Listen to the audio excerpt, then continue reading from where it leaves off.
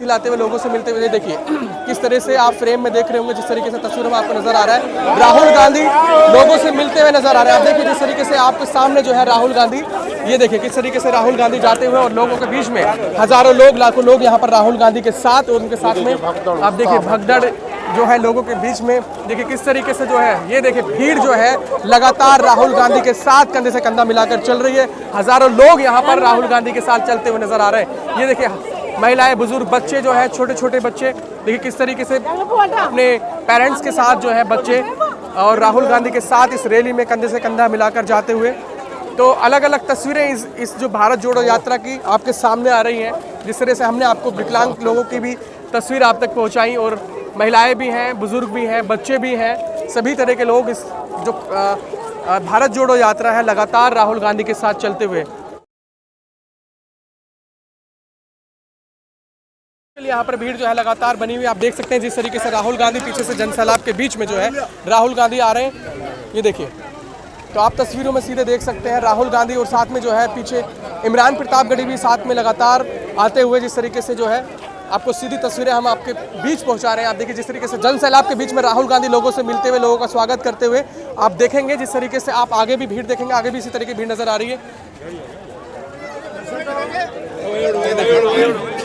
ये देखिए तो सिक्योरिटी के जो है पुलिस और सिक्योरिटी के जो है पुख्ता इंतजाम किए गए हैं। सिक्योरिटी के बीच में जो है राहुल गांधी जो है लगातार आगे बढ़ते हुए वही सफ़ेद टी शर्ट में पहले दिन से और आखिरी दिन के बीच में जो है उसी टी शर्ट में राहुल गांधी चल रहे हैं, लोगों से अभिवादन स्वागत करते हुए, हाथ हिलाते हुए, लोगों से मिलते हुए। देखिए किस तरह से आप फ्रेम में देख रहे होंगे, जिस तरीके से तस्वीर में आपको नजर आ रहा है राहुल गांधी लोगों से मिलते हुए नजर आ रहे हैं। आप देखिए जिस तरीके से आपके सामने जो है राहुल गांधी, ये देखिए किस तरीके से राहुल गांधी जाते हुए और लोगों के बीच में हजारों लोग लाखों लोग यहाँ पर राहुल गांधी के साथ और उनके साथ में आप देखिए भगदड़ जो है लोगों के बीच में। देखिए किस तरीके से जो है ये देखिए भीड़ जो है लगातार राहुल गांधी के साथ कंधे से कंधा मिलाकर चल रही है। हजारों लोग यहाँ पर राहुल गांधी के साथ चलते हुए नजर आ रहे हैं। ये देखिए महिलाएं, बुजुर्ग, बच्चे जो है, छोटे छोटे बच्चे देखिए किस तरीके से अपने पेरेंट्स के साथ जो है बच्चे और राहुल गांधी के साथ इस रैली में कंधे से कंधा मिलाकर जाते हुए।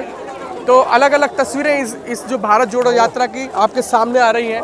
जिस तरह से हमने आपको विकलांग लोगों की भी तस्वीर आप तक पहुंचाई और महिलाएं भी हैं, बुजुर्ग भी हैं, बच्चे भी हैं, सभी तरह के लोग इस जो भारत जोड़ो यात्रा है लगातार राहुल गांधी के साथ चलते हुए आप तक पहुंचा रहे हैं। और हमारे साथ में बातचीत करने के लिए पंकज श्रीवास्तव मौजूद। क्या कहेंगे, भीड़ आपको नजर आ रही होगी सर? ये भीड़ नहीं, जनसैलाब है। हाँ। और ये राहुल गांधी जी यार एक आंधी के रूप में आप देखिएगा, आंधी नहीं है सुनामी है कि पूरी की पूरी ये भारतीय जनता पार्टी आरएसएस को उखाड़ फेंकेगी। पूरा देश भाजपा आरएसएस के नफरती सोच से घबरा कर, जिस तरीके से आप देखिएगा कि नफरती जो सोच है उससे लोगों ने घबराहट इतनी हो गई है कि अगर ये लोगों की विचारधाराओं का विरोध नहीं किया गया तो देश में जिस तरीके से ये लोग काबिज होते जा रहे हैं, इसी घबराहट का नतीजा है कि मोहन भागवत को मस्जिद में जाने पर मजबूर कर दिया। तो आप नहीं मानते भारत जुड़ रहा है, एक तरफ से उधर भी भारत जुड़ रहा है, मस्जिद पहुंच गए हैं वो?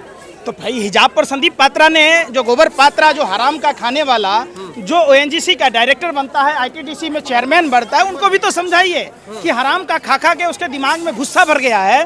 2 कौड़ी का राष्ट्रीय जोकर किस तरीके से हिजाब के मुद्दे पर कहता है। हिजाब तो माँ बहन बेटियों के लिए ही बना है ना। मोहन भागवत का मस्जिद जाना आप इसकी जीत मान रहे हैं इस भारत? बिल्कुल, निश्चित तौर पर तिरंगे की भी जीत कि मोहन भागवत जैसे आरएसएस के तमाम नेताओं को अपने डीपी पर तिरंगा लगाने को मजबूर कर दिया और फिर एक बार ये साबित कर दिया कि मोहन भागवत जैसे आरएसएस के जो नेता हैं, कदावर नेता, जो लगातार नफरती जहर उगलते रहे हैं, उनको भी मस्जिद में घुटने टेकने पर मजबूर कर दिया।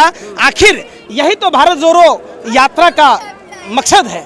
आपने भीड़ की बात की, लाखों लोग यहाँ पर भीड़ में नजर आ रहे हैं, लेकिन जिस तरीके से उत्तर प्रदेश में चुनाव था, प्रियंका गांधी की रैली में भीड़ नजर आती थी, लेकिन वोट में तब्दील नहीं हुई। सुनो, आप हर चीज को चुनाव से जोड़ते हैं।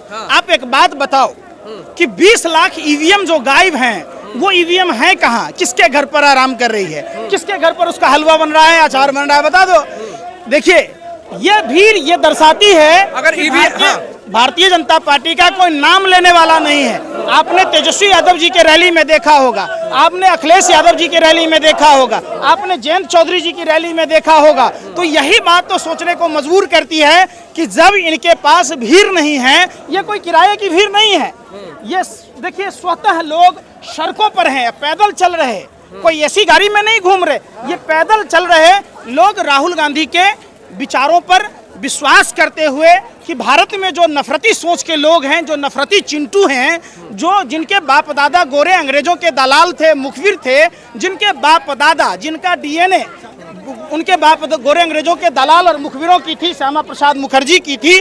जब राष्ट्रपिता महात्मा गांधी ने भारत जोड़ो माने छोड़ो आंदोलन किया था, तब श्यामा प्रसाद मुखर्जी ने गोरे अंग्रेजों को चिट्ठी लिखी थी। आज उनके ही डीएनए वाले लोग भारत जोड़ो यात्रा का मजाक बनाते हैं। और आप देखे होंगे कि भाजपा आरएसएस के लोग तमाम तरह की कोशिशें कर रहे हैं इस यात्रा को विफल करने की। वो जितना कोशिश करेंगे, लोग उतना अपने घर और मकानों से निकलकर इन भाजपा आरएसएस के बेईमानों से लड़ेंगे और भारत जोड़ो यात्रा में सहयोग करेंगे। बेईमान कौन है?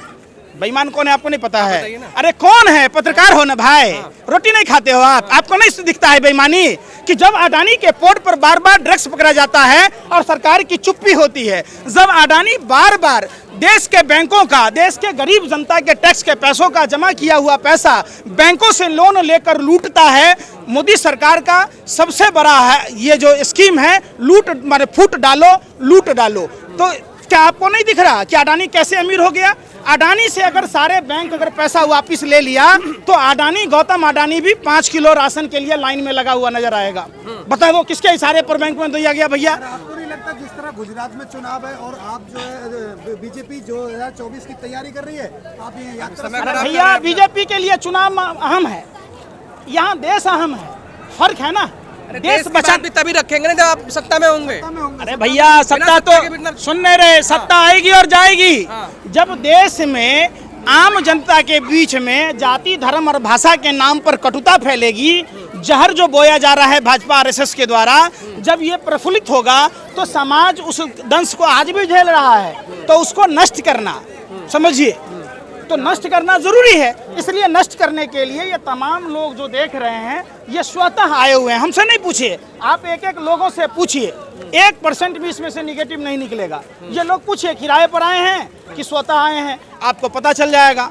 आप उनके रैलियों की भीड़ देखिए, जहां एसी बसों में लाया जाता है कि राशन कार्ड बना देंगे तो वृद्धा पेंशन देंगे, इसमें तो वृद्धा पेंशन और राशन कार्ड नहीं बन रही। भीड़ अगर इतनी ज्यादा है तो पिछली बार चुनाव में 20 सीट रही थी कांग्रेस की, यही कह ले रहे यार, मैं क्या कह रहा हूँ, पूरी लोगों ने भारतीय जनता पार्टी का जो नारा था 2014 से पहले, जब आप उस पर ध्यान देखेंगे तो प्रधानमंत्री कहते हैं भाइयों बहनों मित्रों, अमेरिका और ब्रिटेन के लोग लाइन में लगाएंगे वीजा के लिए।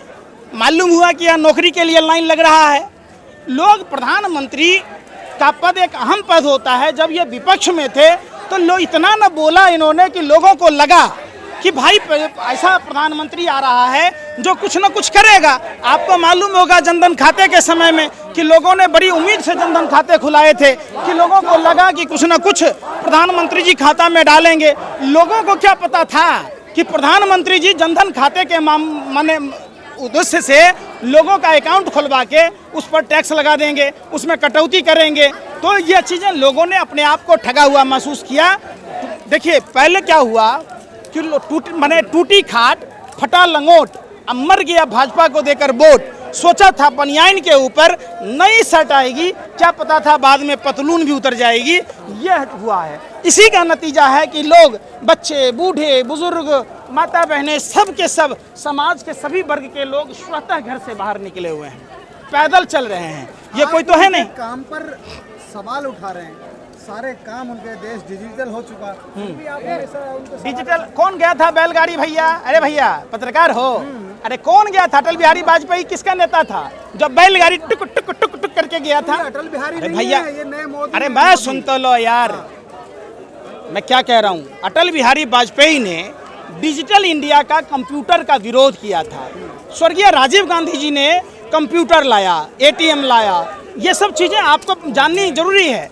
तो भारत में जितने डिजिटल क्रांतियाँ हुई सब वो पहले की सरकारों में हुई। इसने तो सिर्फ वो ठप्पा लगा लिया अपना कि हम जो हैं सो हम ही हैं, बाकी तो दुनिया में कोई है नहीं। हम नहीं हो तो ये सूरज नहीं हो, हम नहीं होंगे तो ये चांद नहीं होगा। लोगों को मंगल ग्रह पर भेजने की बात की जा रही थी, लोगों को जम्मू कश्मीर में प्लाट देने की बात हो रही थी, लोगों को लद्दाख में भेजने की बात हो रही थी। मालूम हुआ कि लद्दाख का एरिया चाइना ने कब्जा कर लिया, अरुणाचल का एरिया चाइना ने कब्जा कर लिया। बेरोजगारी में हम इतने हो गए, हम अपना घर क्या बचाएंगे, हम जमीन क्या खरीदेंगे, हम अपने किडनी बेचने को मजबूर हो गए, हम अपने आप को जिंदा रह लें। वही मोदी जी का विकास है। चाइना ने कब्जा कर लिया, लाल आंखों से डरता है चाइना उनको। आंखें बंद करके मोदी जी आंखें लाल करते हैं। बता दीजिए, नहीं तो आज कहां तक जो समझौता के तहत जो जमीनें दी गई है, कभी भारतीय फौजें वहां गश्त लगाती थी। आप रोटी अगर खाते हैं तो आप सच बोलिएगा, नहीं बोलिएगा। आप बताइए कि चाइना ने भारत की जमीन हथियाई कि नहीं हथियाई? चाइना ने उत्तराखंड में आकर पुल तोड़ा या नहीं तोड़ा? अरुणाचल में चाइना ने गांव बसाया या नहीं बसाया? आपको अपने पत्रकारिता का वास्ता है, आपको भारत माँ की कसम है, आप सच बताओ, हुआ या नहीं हुआ? कह रहे हैं चाइना ने जमीन घेर ली और मीडिया कह रहा है कि सारा का सारा उनका धसड़ा बिगाड़ दिया उनकी आर्मी का। आप पता नहीं किस हवा में जी रहे हैं। भैया, भारत माँ के जो वीर सपूत शहीद हुए वो कौन थे? अब लड़ाई होगी तो अरे सुन नहीं रहा यार, तो उनके क्या को सैनिक ढेर हुए ये तो बताओ, ये तो बताओ ना। फिर मीडिया कौन है? पहले के राजा महाराजा भांड रखते थे राजा का गुण गाने के लिए।